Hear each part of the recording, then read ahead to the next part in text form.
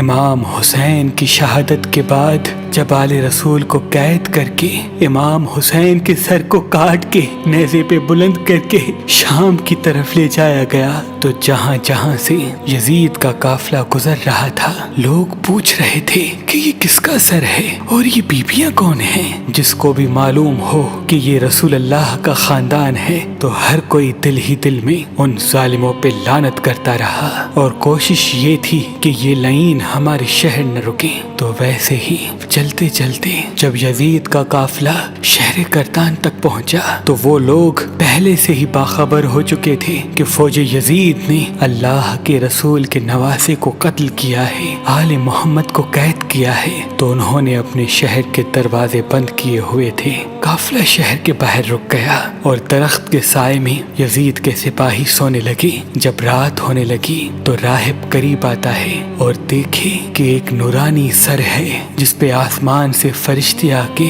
سلام کر رہے ہیں اور وہ سر قرآن کی تلاوت کر رہا ہے۔ جیسے ہی واپس اپنے گھر جائے پوری رات سوچنے لگا کہ یہ کسی مقدس ہستی کا سر ہے۔ بس فوراً صبح آ کے سپاہیوں سے پوچھنے لگا کہ یہ کس ہستی کا سر ہے۔ فوج یزید نے کہا کہ یہ حسین ابن علی کا سر ہے۔ تو اس نے پوچھا کون حسین؟ اتنے میں شمر کہنے لگا حسین فاطمہ کا بیٹا، محمد کا نواسا۔ وہ چیخ کے زمین پہ بیٹھ گیا اور کہنے لگا کتنے بدبخت ہو، اپنے رسول کے نواسے کو ہی قتل کر دیا، اور یہ عورتیں کون ہیں؟ شمر کہنے لگا یہ رسول اللہ کی نواسیاں ہیں، بیٹیاں ہیں۔ وہ رو رو کے کہنے لگا اے شمر مجھے اس مقدس سر کو ایک رات کے لیے دے دو۔ شمر کہنے لگا یہ قافلہ شام جا کے رکے گا کیونکہ ہمیں یزید سے بہت بڑا انعام ملنا ہے۔ راہب نے کہا میرے پاس 10,000 درہم ہے، اگر ایک رات کے لیے سر دے دو تو وہ میں تمہیں دے دوں گا۔ سب آپس میں صلاح مشورہ کرنے کے بعد اس بات تک آ پہنچے کہ ایک رات اور رکتے ہیں۔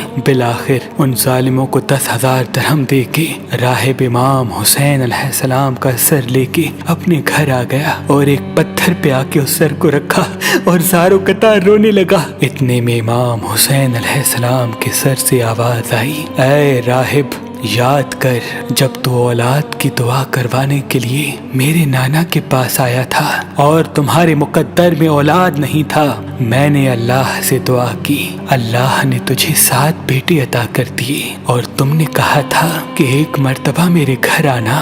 اے راہب آج میں حسین تیرے گھر آ ہی گیا۔ بس جیسے ہی امام حسین کے سر سے یہ آواز سنی راہب زور زور سے رونے لگا اور کہنے لگا اے میرے آقا حسین مجھے معاف کیجیے گا، اگر مجھے معلوم ہوتا تو میں بھی آپ کے قدموں پہ قربان ہوتا۔ امام حسین نے فرمایا اے راہب اللہ کی مرضی یہ ہے کیونکہ اللہ کا دین میرے خون سے زندہ ہونا تھا۔ پوری رات وہ مولا حسین کے سر سے گفتگو کرنے لگا۔ جب صبح کا وقت قریب آیا تو راہب نے سوچا کہ میں مولا حسین کا سر واپس کیسے کروں۔ تاریخ نے لکھا وہ جو 7 بیٹے امام حسین کی دعا سے ملے تھے ان میں سے ایک بیٹے کا سر قلم کر کے شمر کے پاس لے گیا۔ شمر نے جیسے ہی سر کھول کے دیکھا تو کہنے لگا یہ حسین کا سر نہیں۔ وہ واپس آیا، دوسرے بیٹے کا سر قلم کیا، انہوں نے وہ دیکھا، پھر کہا یہ حسین کا سر نہیں۔ ایسے کرتے کرتے راہب نے امام حسین کے عشق میں اپنے 7 بیٹے قربان کر دیے۔ جب آخری بیٹے کا سر شمر نے دیکھ کے یہ کہہ دیا کہ اے راہب تو وعدہ خلافی کر رہا ہے، اگر حسین کا سر نہیں دیا تو ہم تیرے پورے خاندان کو قتل کر دیں گے۔ بس جیسے ہی واپس اپنے گھر پہنچا تو امام حسین کے سر سے آواز آنے لگی اے راہب اپنے سارے بیٹوں کے سر ان کے جسم کے ساتھ رکھو، اللہ کے کرم سے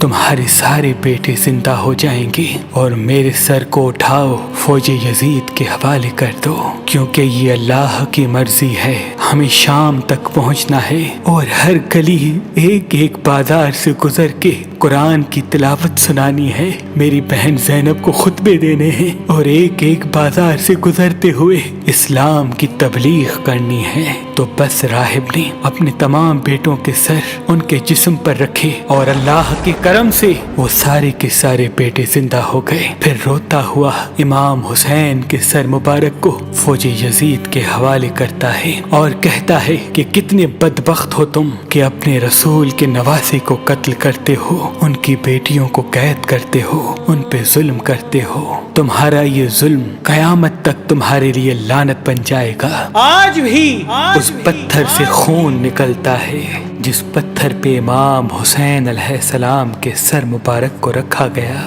کیونکہ شہید کبھی مرتا نہیں اور خون ناحق کبھی چھپتا نہیں، خون ناحق کبھی چھپتا نہیں۔